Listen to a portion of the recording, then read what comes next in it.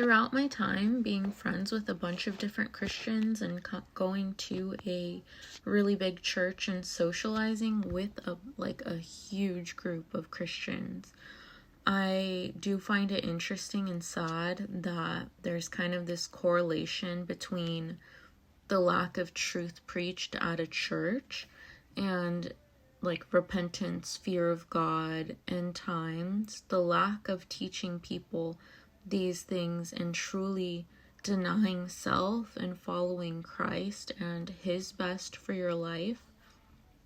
Coming from a church, or thank God didn't grow up in that kind of church, because I would probably not know. My theology might be a little more messed up, but hopefully it's not. But I notice how a lot of people from those churches just basically think that it's okay to be like culture. So things like the Enneagram, things like Harry Potter, things like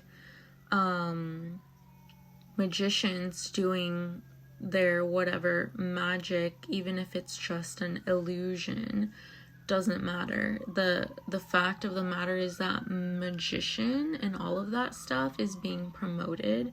But furthermore, there were a little other symbols that were noticed and then later removed when the same person was brought back. So to me, I'm like, no. Also, involvement with secular world, no.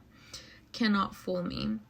Another thing, supporting things that have founders that are literally demonic and outright say they're demonic at a church, not okay to be promoting that sort of thing and misleading a bunch of other people into it. Furthermore, people thinking that spiritual yoga is okay, no. There's just so much. So this is why it is so important to read the Bible for ourselves. You cannot look to a pastor, preacher, church, even your own community, because they could be misled. And especially if the church is not teaching correctly and teaching or omitting things from the Bible that should be taught, which to me, I'm like, I attended this church for years. Why are these certain topics never talked about there? I don't know, except for the fact that they always try to be politically correct and try to be culturally accepted. So if you love the world, then you must serve the world over God and not put God first. Because you should be worshiping God over culture, not trying to fit in with the culture and look just like them.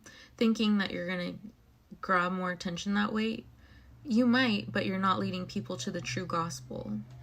And then I was thinking about this because I was like, wow, I kind of miss one of my friends. And occasionally I think about some of my other friends, but then I think about how my relationship with them isn't, the greatest right now.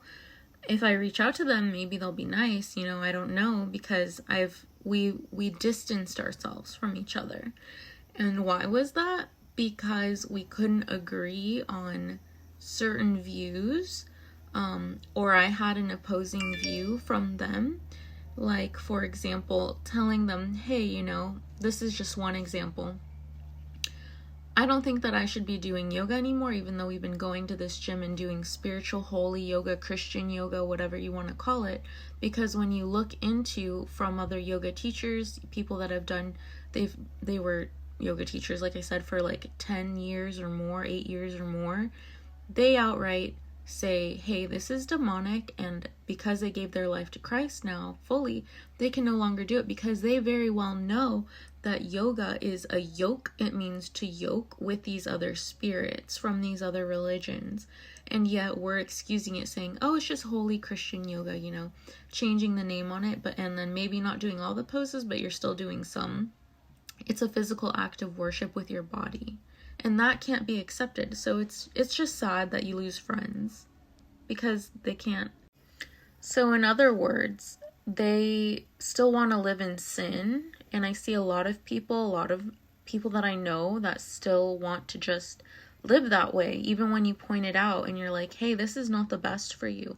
But that's what they want. They want to follow that. And the word is really clear about not being able to serve two masters. If you serve the one, you will hate the other. And that's something that I see so evident in here, and it's so sad. And it doesn't make sense, because I'm like, dude, you call yourself a Christian Christ follower, shouldn't you like be all in, you know, deny yourself like Jesus said? And there's that. Also, I don't know, there was something else and I totally lost my train of thought. Yeah, living in sin, but then also I just feel like it's sad because they're deceived. They're, I think, worshiping a false Jesus if they think that's okay.